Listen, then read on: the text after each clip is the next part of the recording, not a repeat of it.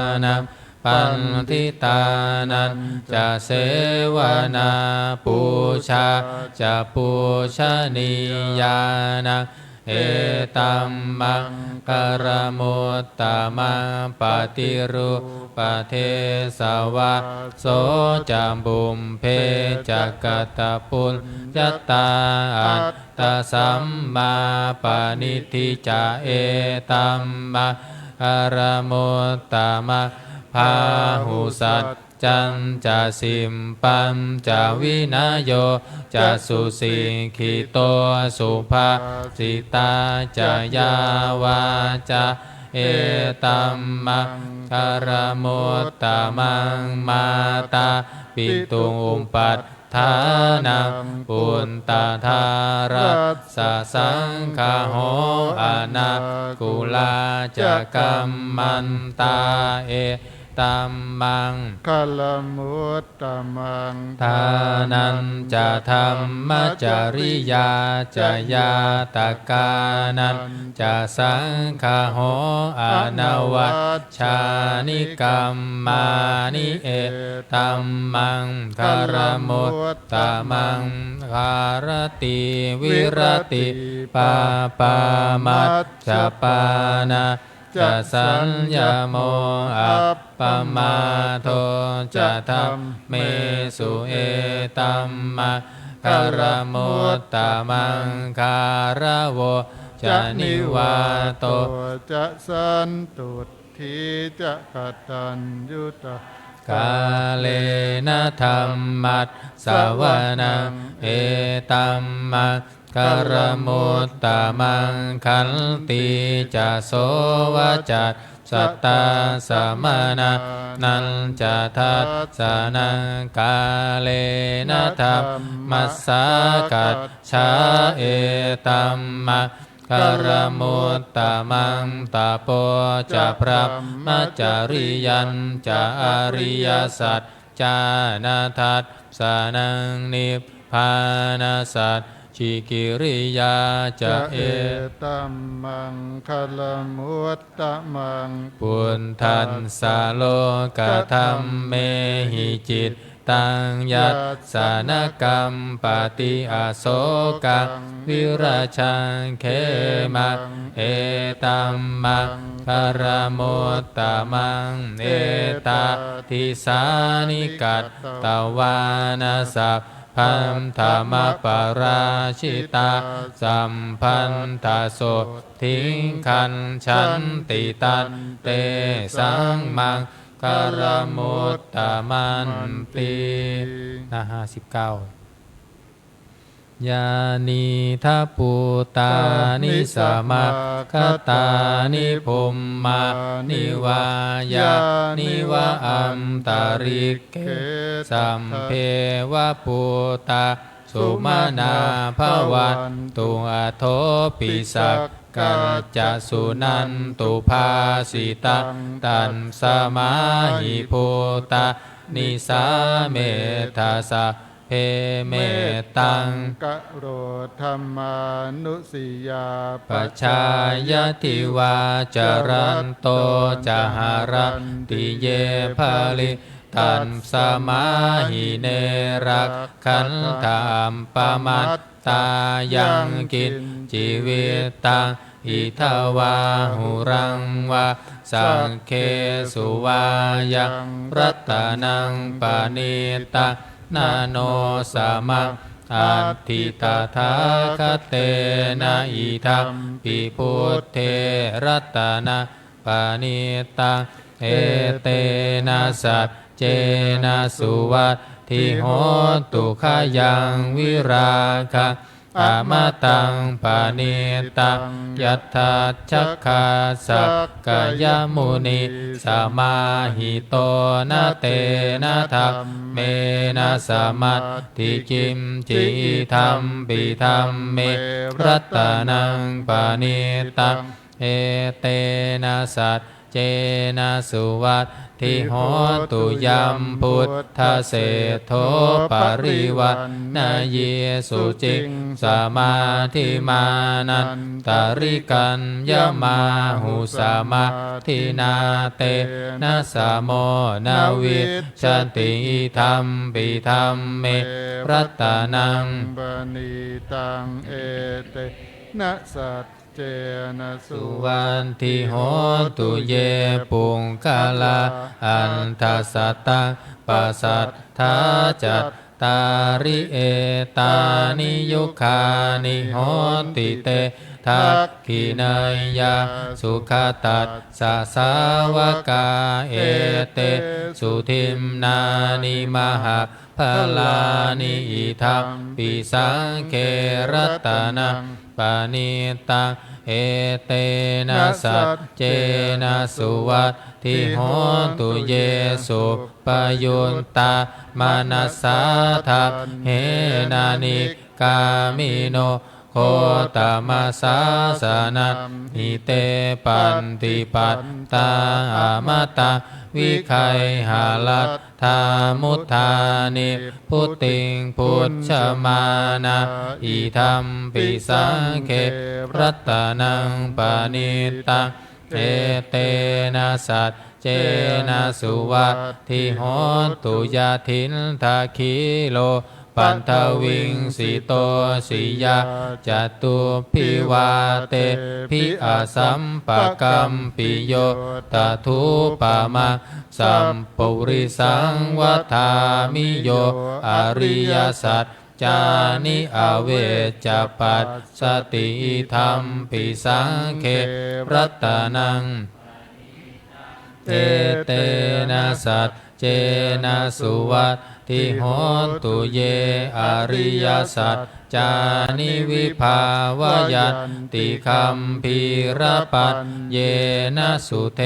สิตานิคินจาปิเตโหติพุทธัมปมันตานาเตภวังอันธรรมมาทิยันติธรรมปิสังเครัตนะปานิตังเอเตนะสัจเจนะสุวัตทิโหตุสหวัตสัทธัสสะนะสัมปทายัสสุยันสุธรรมาชาหิตาภวันติสังกายทิฏฐิวิชิชิชิตันจาสีลาภตังวาปิยัตตัทธิกินจิตตุหาปาเยอิจาวิปปมุตโตชัจจาทิธานานิอาภาโภกาตุอิธัมปิสังเค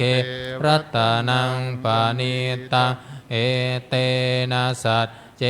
นะสุวัตทิโหตุกินจาปิโสกัมมะกโรติปาปะกังกายเยนะวาจายุทธเจตัสสาวาอาภาโพโสตัสสะปตินชาทายะอาภาพตาทิฏฐปทัสสะวุตตาอิทัมปิสังเครัตนังเอเตนะสัจเจนะสุวัตทิโหตุวานัมปะคุมเพยัตถาพุทธิตักเคคิมหานามาเสปัตถมัสสมิงคิมเหตัพทุปะมังธรรมวรังอเทสยินิพานคามิงปรมังหิตายะอิธัมปิพุทเทรัตนังปานิตังเอเตนะสัจเจนะสุวัตทิโหตุวโรวรัญยุวรโทวราหาโรอนุตตโรธัมมวรังอเทสยิธัมปิพุทเทรัตนังปานิตังเอเตนะสัจเจนะสุวัตทิโหตุขยินังปุรานัง นาวังนัตติสัมภวังวิรัตตจินตายติเกภวัตสมิงเตขีนาพีชาอวิรุณหิชันธานิพันติธีรายะถายัมปะทิโปอิธัมปิสังเขรัตนังปานิตังเอเตนะสัจเจนะสุวัตติโหนตุยานิทัพพุตานิสามาคตานิภูมมานิวายานิวะอันตริเขตถาคตาเท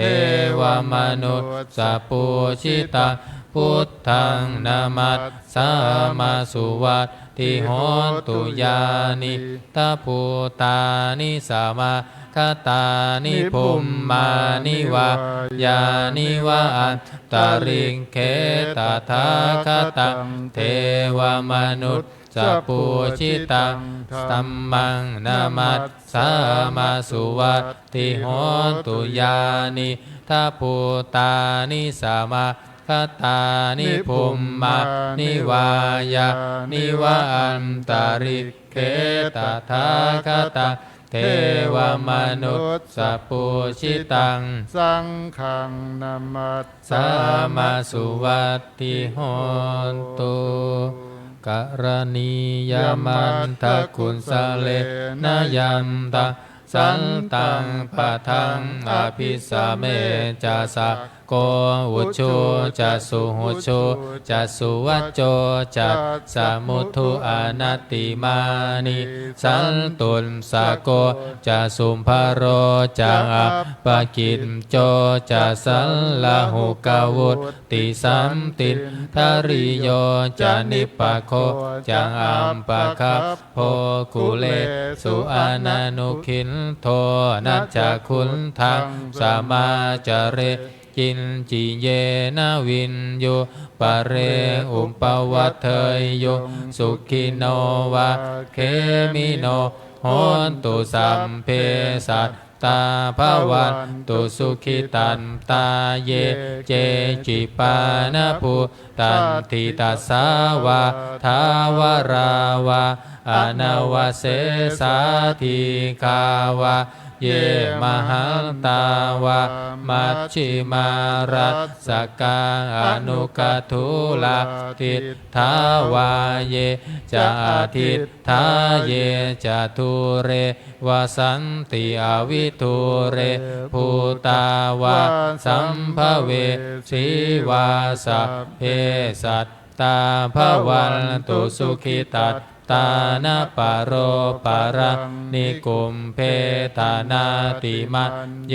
ตกันทัจจินังกินจิพยาโรสนาปฏิฆาสัญญานายมันยัตสตุงขามิเชยยมาตายาธานิยาปุตตังอายุสาเอ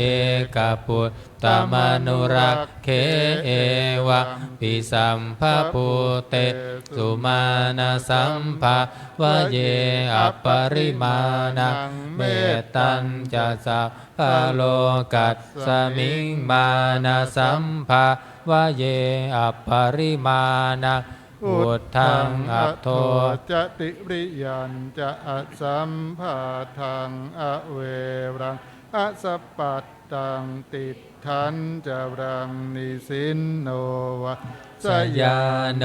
วายาวตัสสวิคตมินโทเอ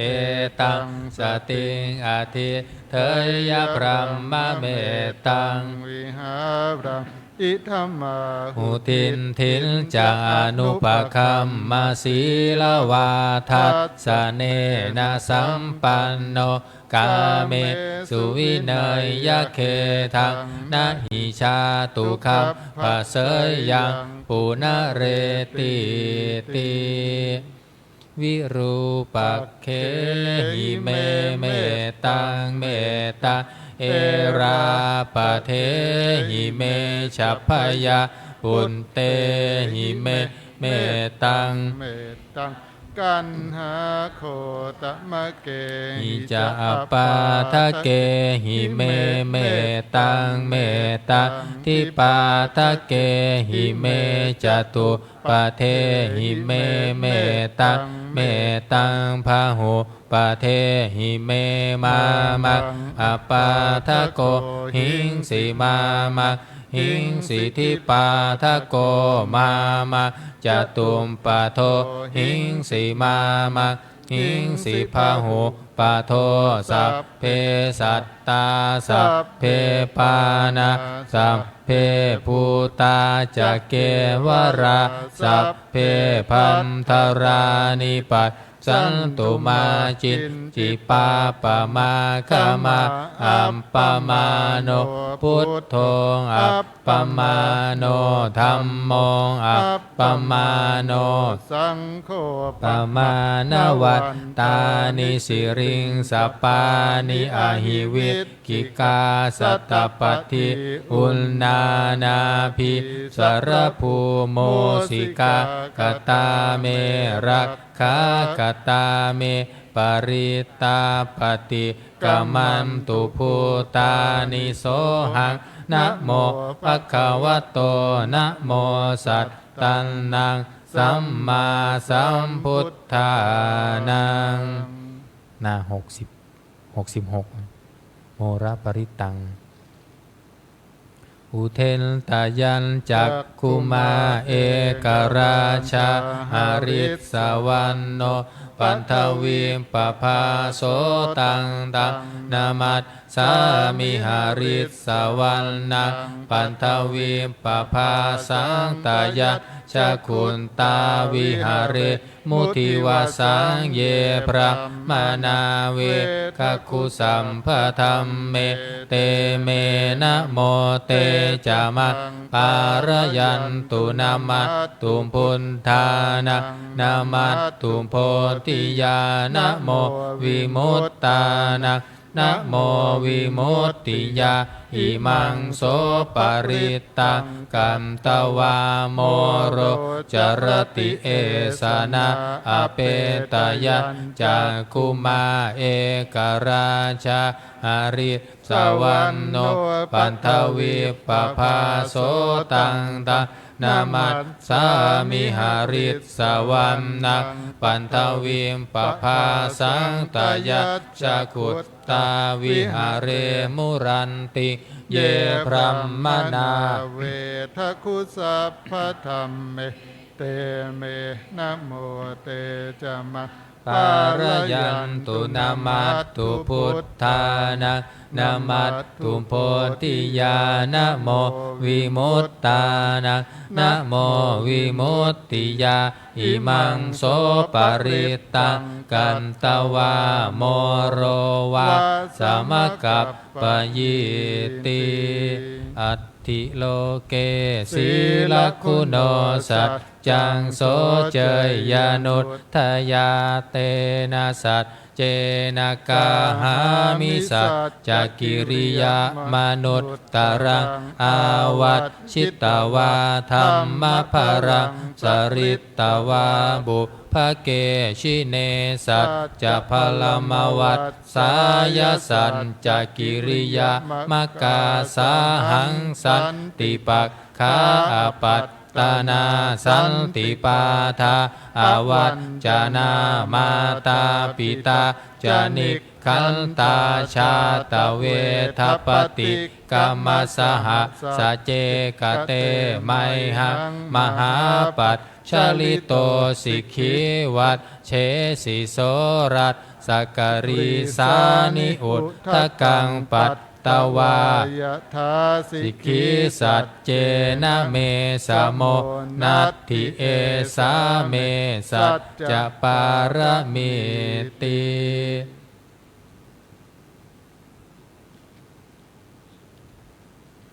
หน้า74เนาะหน้า74นะวรรคที่2นัตถิเมสรนังอัญญังพุทโธเมสรนังวราเอเตนะสัจจวัชเชนะโหนตุเต ชัยมังคารังนัตถิเมสรนังอัญญธัมโมเมสรนังวรังเอเตนะสัจจวัตเชนะโหนตุเตชัยมังคารังนัตถิเมสรนังอัญญสังโฆเมสรนังวรังเอเตนะสัจจวัตเชนะโหนตุเตชัยมังคารังยังกินจิรัตตานังโลเกวิชันติวิวิธังปุณทุรัตตานังพุทธัสสะมังนัตติตัสสมาโสทิภวะตุเตยังจิตจิรัตตานังโลเกวิชันติวิวิธังปุณทุรัตตานังธัมมัสสะมังนัตติตัสสมาโสทิภวันตุเตยังจิมจิรัตตานังโลเกวิชันติวิวิธังปุณทุรัตตานังสังคัสสะมังนัตติตัสสมาโสทิภวันตุเตสักกันตวาพุทธรัตตานังโอสัทธังอุตตมังวรังหิตังเทวมนุษย์สานังพุทธเตเชนะโสทินานัสสันตุปันตวะสัมเพทุกขาวุปัสสะเมตุเตสักกันตวะธัมมรัตตานะโอสัทธังอุตตมังวรังปริราหูปัสสะมานังธัมมเตเชนะโสทินานัสสันตุปันตวะสัมเพพยาวุปัสสะเมตุเตสักกันตวะสังฆรัตตานังโอสัทธังอุตตมังวรังอาหุเนยยะปาหุเนยยะสังฆเตเชนะโสทินานัสสันตุปันทวะสัมเพโรคาวุปัสสะเมตุเตสัพพิติโยวิวัชชันตุสัพพะโรโควินาศตุมาเตภวัตวันตรายโยสุขีทีคายุโกภวะอภิวาทนาสิริสนิจจังวุฒาปัจจายโนจัตตารโอธัมมาวัฏทันติอายุวันโนสุขังภะลัง77โพชฌังคปริตโพชฌังโฆสติสังขาโตธัมมานังวิจโยตถาวิริยัมปิติปัสสันติโพชฌังคาจตถาปริสมาตุเบกะโพชฌังคาสัตเตเตสัพพทัสสีนามุนินาสัมมาทัคขาตาภาวิตาพหุลิกตาสังวัตตันติอภิมยายานิพพานายะจะโพธิยาเอเตนะสัจจวัตเชนะโสติเตโหนตุสัมปทาเอกัสสมิงสมัยเย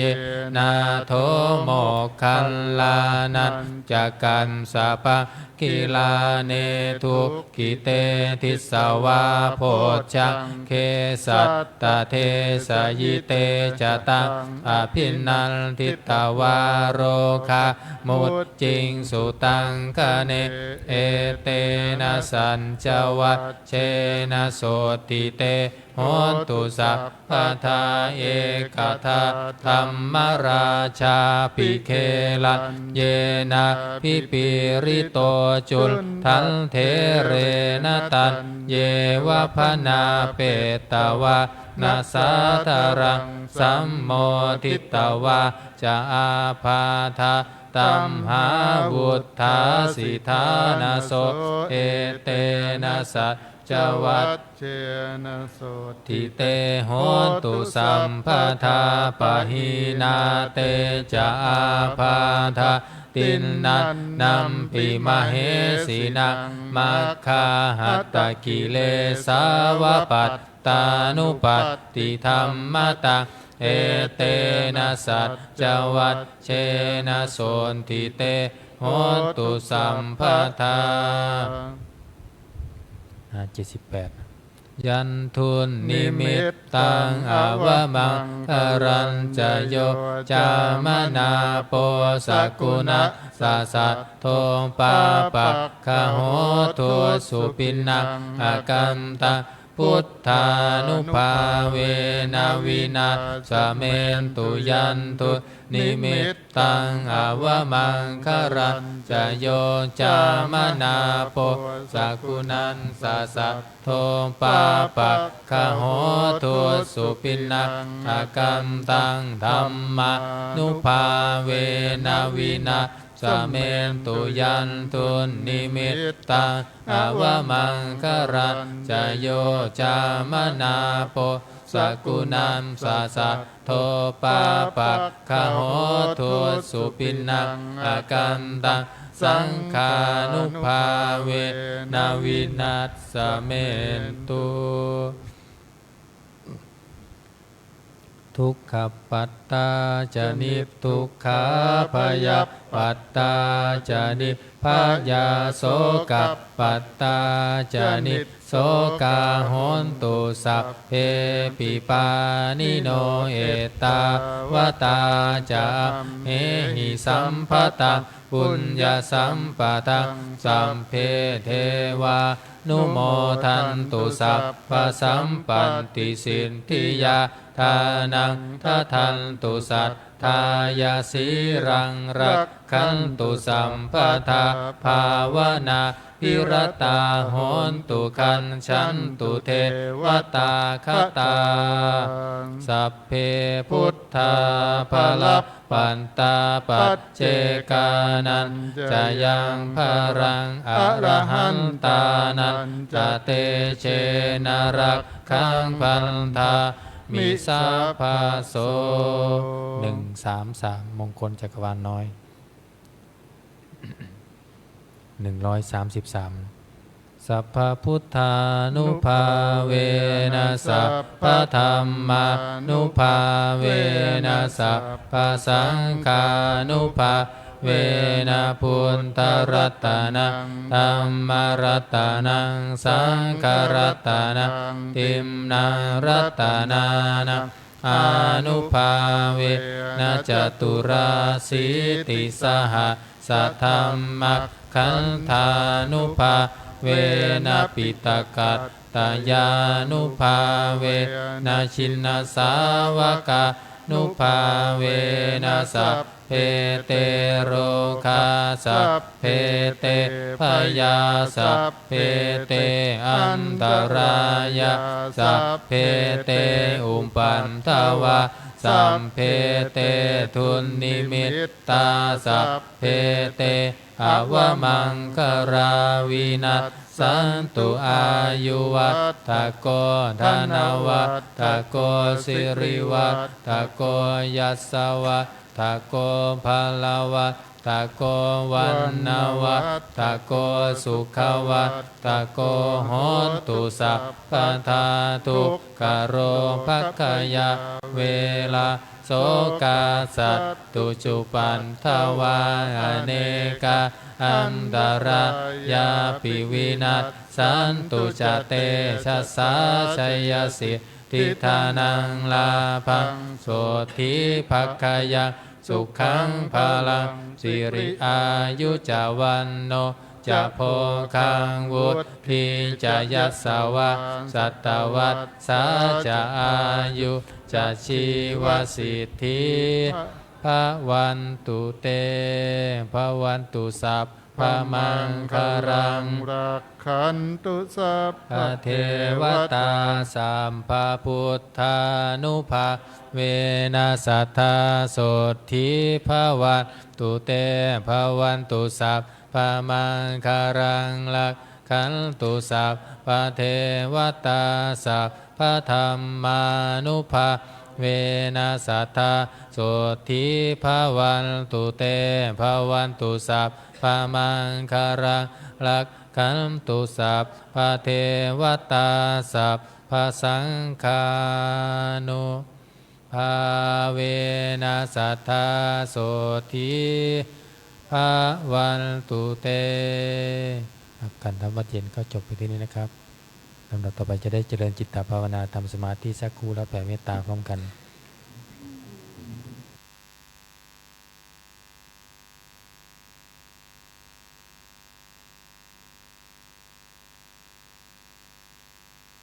ขอโอกาสครูบาอาจารย์นะสำหรับพระใหม่นะวันนี้บวชใหม่นั่งตั้งกายให้ตรงดำรงสติให้มั่นก็เอามือขวาทับมือซ้ายก็ได้ให้มีสติอยู่ที่ท้องนะหน้าท้องเราหายใจเข้าก็เห็นอาการของท้องที่พองออก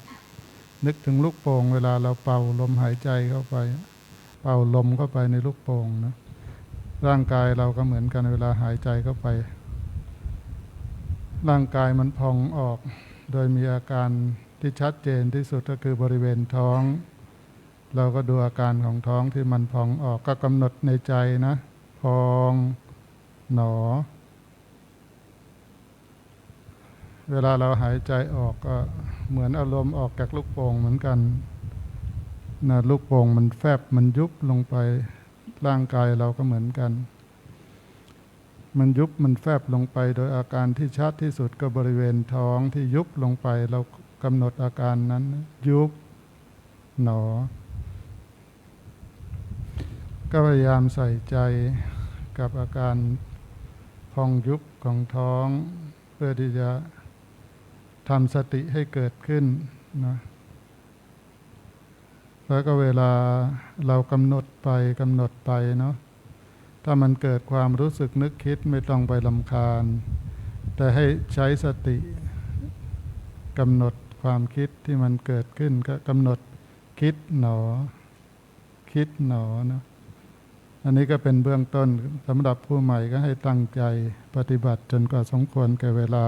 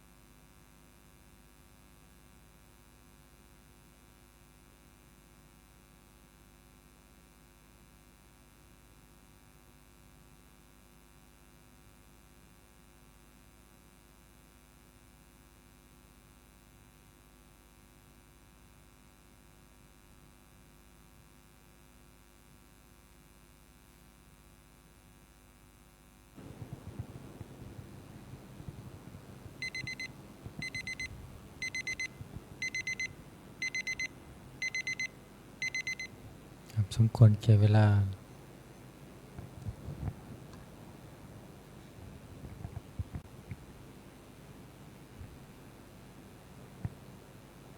ครับนิมนต์พระภิกษุสงฆ์เจริญพรโยคีเตรียมตัวกรวดน้ำแผ่เมตตาพร้อมกันนะหนังสือมนต์สวดมนต์แปลเล่มใหญ่เนาะหน้า66เล่มใหญ่หน้า66อิทังทานาคัมมังนิพพานะปัญจโยโหนตุโนนิจจังอิทังศีลาคัมมังนิพพานะปัญจโยโหนตุโนนิจจังอิทังภาวนาคัมมังนิพพานะปัญจโยโหนตุโนนิจจังยังกินจิกุสาลังกะตัมพังกัมมังสัพเพหิอัมเหหิกาตังปุญญังโนอนุโมทันตุสุนัมตุพนตุเยเดวะอัสสมิทาเนอาติอัตตาติคายุกะสัทธาหุนตุสัมเปสันตาสุขิอัตตานะปาริหารันตุมาตาปิตาสุขิตาหุนตุทุกขาปะมุญจันตุสัมเพยาดากาสุขิตาหุนตุทุกขาปะมุญจันตุสัมเพอายาดากาสุขิตาหุนตุทุกขาปะมุญจันตุสัมเพปิสาสัพเพยังกะสัพเพเปตาสุขิตาหุนตุทุกขาปะมุญจันตุสัมเพนักขัตตาสุขิตาหุนตุทุกขาปะมุญจันตุสัมเพเทวาสุขิตาหุนตุทุกขาปะมุญจันตุสัมเพอาจาริโยปัจจายาสุขิตาหุนตุทุกขาปะมุญจันตุสัพพะสัมปัตติโยสามิชันตุโวนั่งคุกเข่าวันทาหลวงพร้อมกัน